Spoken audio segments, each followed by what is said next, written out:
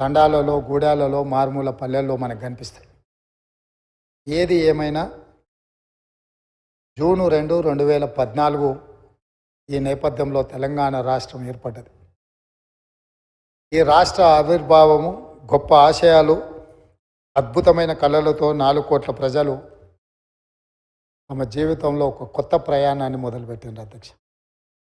ఎన్నో ఆకాంక్షలు, ఎన్నో ఆలోచనలతో 60 సంవత్సరాల సుదీర్ఘ పోరాటంలో కన్న కళలను నిజం చేసుకోవాలన్న ఆలోచనతో ఉజ్వల భవిష్యత్తు ఉండాలని, బడుగు బలైన దళిత గిరిజన మైనారిటీ వర్గాలు, మహిళలు తమకు రక్షణ ఉంటుందని, తమ జీవితాలలో వెలుగు వస్తుందని, తాము ఆశించిన, తాము సాధించుకున్న తెలంగాణలో తమ కళలు నెరవేరుతాయని ఆకాంక్షించారు.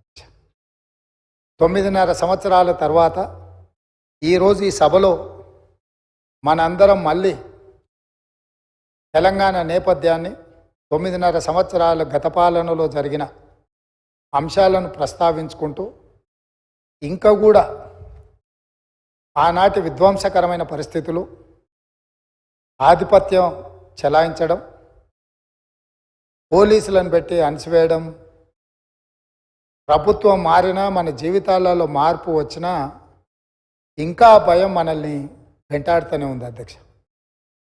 ఎందుకు నేను ఈ మాట చెప్తున్నా అంటే, ప్రజలు వ్యక్తులకు, కుటుంబాలకు వ్యతిరేకంగా స్పష్టమైన తీర్పునిచ్చి మీ విధానాలను, మీ ఆలోచనలను, మీ విధ్వంసకరమైన ధోరణిని మేము తిరస్కరించినము కాబట్టి మీలో మార్పు రావాలి, అందుకే మీ అధికారాన్ని మార్చినాము, ప్రధాన ప్రతిపక్షంగా మీ బాధ్యతను నెరవేర్చాలని ప్రధాన ప్రతిపక్ష హోదా వారికి ఇచ్చి ప్రజలు ఇంకొక అవకాశాన్ని ఇచ్చే ప్రయత్నం చేశారు. దురదృష్టవశాత్తు గవర్నర్ గారి ప్రసంగం రోజు ప్రధాన ప్రతిపక్ష నాయకుడు హాజరు కాలేదు. ఈరోజు ఈ చర్చలో అయిన వారు సుదీర్ఘమైన రాజకీయ అనుభవము, పరిపాలనలో వారికి అనుభవం ఉన్నది, 80,000 పుస్తకాలు చదివిన తెలంగాణ రాష్ట్రంలో అందరికంటే అతి గొప్ప మేధావిని అని వారు పదే వారు ప్రస్తావిస్తుంటారు. ఆ మేధావితనం ఈ 4 కోట్ల తెలంగాణ ప్రజల యొక్క అభ్యున్నతి కోసం వారు ఉపయోగించి ఈ సభలో మా ప్రభుత్వం తీసుకుంటున్న నిర్ణయాలను సహేతుకంగా విశ్లేషించి, ప్రస్తావించి, ఏమైనా సలహాలు, సూచనలు ఇచ్చి ఈ ప్రభుత్వం తీసుకుంటున్న నిర్ణయాలలో ఏమైనా ప్రజలకు ఇబ్బంది కలిగే అంశాలు ఏమైనా ఉంటే వాటిని సవరించి వారు సూచన చేస్తే వారి సూచనలు తీసుకొని ప్రతిపక్షాన్ని, ప్రతిపక్ష నాయకుడిని గౌరవించి మా ప్రభుత్వము ప్రజాపాలన అందించాలన్న ఆలోచనతో సభలోకి వచ్చినాం అధ్యక్ష.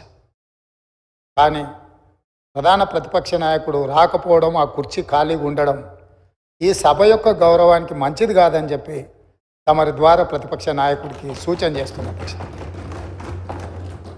మనల్ని అందరినీ ప్రజలు ఎన్నుకొని ఒకరిని పాలకపక్షంగా, ఇంకొకరిని ప్రతిపక్షంగా, మిగతా పార్టీలను కూడా ఆయా వర్గాల యొక్క గళాన్ని, బాధను వినిపించడానికి ఈ సభలోకి పంపించినప్పుడు మన యొక్క పాత్రలను బాధ్యతాయుతంగా నెరవేర్చాల్సిన అవసరం ఉన్నది.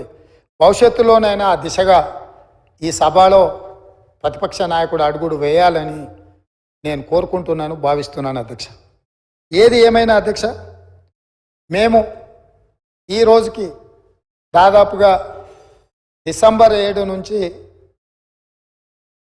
ఫిబ్రవరి 7 తారీఖు వరకు 60 రోజులు పూర్తి చేసుకున్నాం. ఈరోజు మనం ఫిబ్రవరి నెలలో 9 తారీఖు రోజు, డిసెంబర్ 9 రోజు మేము ఏదైతే నిర్ణయాలు కొన్ని ఇదే అసెంబ్లీలో అమలు చేసినాం, అందులో ప్రధానంగా ఆడబిడ్డలకు ఉచిత బస్సు రవాణా సౌకర్యము, బాధతోని ఆసుపత్రులలో ఆర్థిక భారం ఎక్కువై వైద్యం అందక చాలామంది పేదలు చనిపోతుంటే రాజీవ్ ఆరోగ్యశ్రీ పథకాన్ని అమలు చేయడం జరిగింది.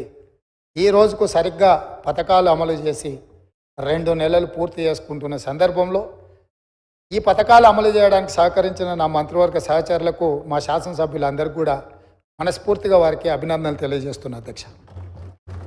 అదేవిధంగా అధ్యక్ష, గతంలో జరిగిన చాలా లోపభూష్టమైన నిర్ణయాలు ఉన్నాయి.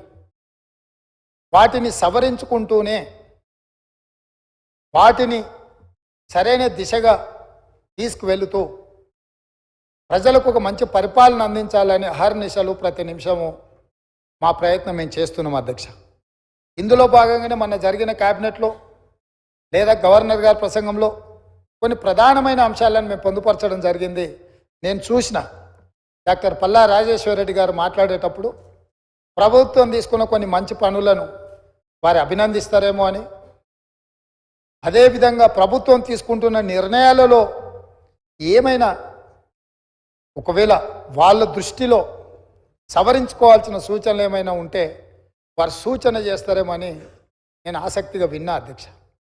కానీ వారు ఆ దిశగా మాట్లాడుతున్నట్టుగా లేదు. వాళ్ళ నాయకుడిని ఒప్పించడానికో మెప్పించడానికో మా మీద దాడి చేసినట్టుగానే వారు మాట్లాడుతున్నారు. పర్వాలేదు, వారు అదే వాళ్ళ విధానం అయితే ప్రజలు గమనిస్తూనే ఉన్నారు అధ్యక్ష. అందుకే అధ్యక్ష, ఈ సందర్భంగా మీ ద్వారా 4 కోట్ల తెలంగాణ ప్రజల ముందు కొన్ని అంశాలను నేను ప్రస్తావించదలుచుకున్నా.